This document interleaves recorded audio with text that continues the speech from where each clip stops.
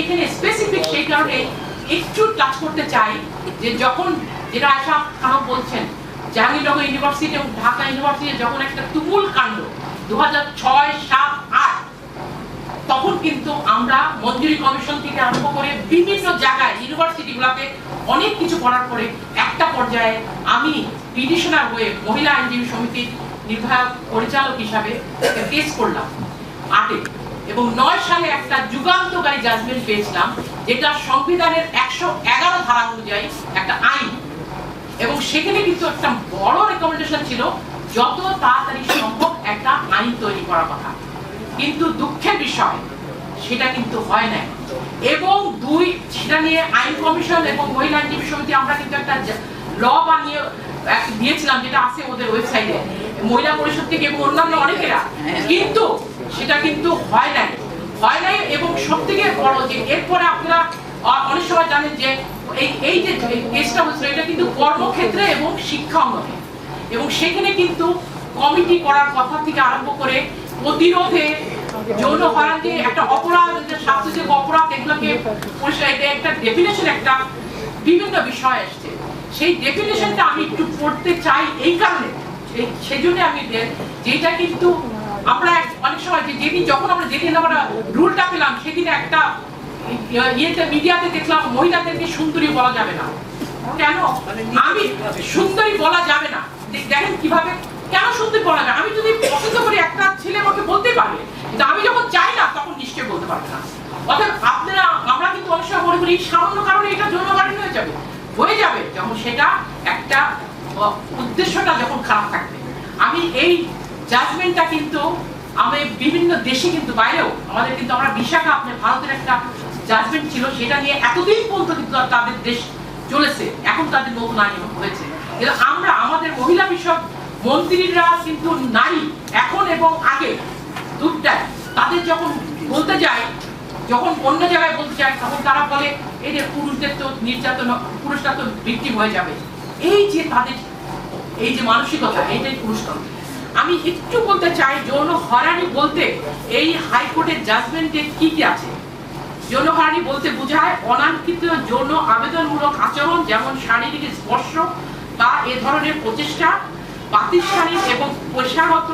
ক্ষমতার ব্যবহার করে কারোর সাথে যৌন সম্পর্ক স্থাপনের চেষ্টা করা, যৌন হয়রানি বা নিপীড়ন উক্তি, যৌন সুযোগ লাভের জন্য অবৈধ আবেদন, পর্নোগ্রাফি দেখানো, যৌন আবেদনমূলক মন্তব্য বা ভঙ্গি, অশালীন ভঙ্গি, অশালীন ভাষা বা মন্তব্যের মাধ্যমে উত্ত্যক্ত করা বা অশালীন উদ্দেশ্য পূরণের কোনো ব্যক্তির অলক্ষ্যে তার নিকটবর্তী হওয়া বা অনুসরণ করা, যৌন ইঙ্গিতমূলক ভাষা ব্যবহার করা, ঠাট্টা বা ওয়াচ করা, টেলিফোন, চিঠি, টেলিফোন, মোবাইল, SMS, ছবি, notice, cartoon, bench, chair, table, notice board, office, factory, শ্রেণীকক্ষ, বাথরুমের দেওয়ালের জন্য ইঙ্গিতমূলক অপমানজনক কোনো কিছু লেখা, ব্ল্যাকমেইল অথবা চরিত্র হননের উদ্দেশ্যে স্থির বা ভিডিও চিত্র ধারণ, যৌন হয়রানির কারণে খেলাধুলা, সাংস্কৃতিক প্রতিষ্ঠান এবং ইত্যাদি। এটা এই কারণে বলা যে এখন পর্যন্ত কিন্তু ডেফিনেশন গুলাই আমাদের কিন্তু আমরা জানি না। অতএব এই বিষয়গুলা নিয়ে যখন কেউ কিছু বলতে যায় তখন কিন্তু সেখানে কিন্তু সে এতদিন পর্যন্ত অনেক কেস কিন্তু আমাদের কাছে এসছে এবং পর্নোগ্রাফি থেকে আরম্ভ করে কিন্তু শেষ পর্যন্ত ভিকটিম এন্ড উইটনেস প্রোটেকশনের অভাব, সেকেন্ড টাইম ভিকটিমাইজ হয় যে বিষয়গুলো নিয়ে এতদিন পর্যন্ত অনেক আলোচনা হয়েছে এবং সেখানে কিন্তু আমরা বলতে চাই যে কেসগুলা যেটা সহযোগিতা করার মতো যেটা আয়শা খানম একটু বললেন সেই পরিবেশটা সেটাও কিন্তু সরকারের যেমন দেওয়ার কাউন্সিলিং এর ব্যবস্থা করা সেটা যেমন এইটা নিয়ে ঢালাও ফিনান্স মিনিস্টার থেকে আরম্ভ করে প্রত্যেকে বলেন এইটার জন্য যেই সাপোর্ট, যেই বাজেটারি অ্যালোকেশন এবং সেই যেই কর্ম যাদেরকে দরকার সেই জিনিসগুলো কিন্তু না হওয়া পর্যন্ত আমাদের এটা করবে না। অতএব আমরা মনে করি আজকে যেভাবে আমাদের মেয়েরা এগিয়ে আসছে এটাকে ধরে রাখতে হবে এবং আমরা এইটা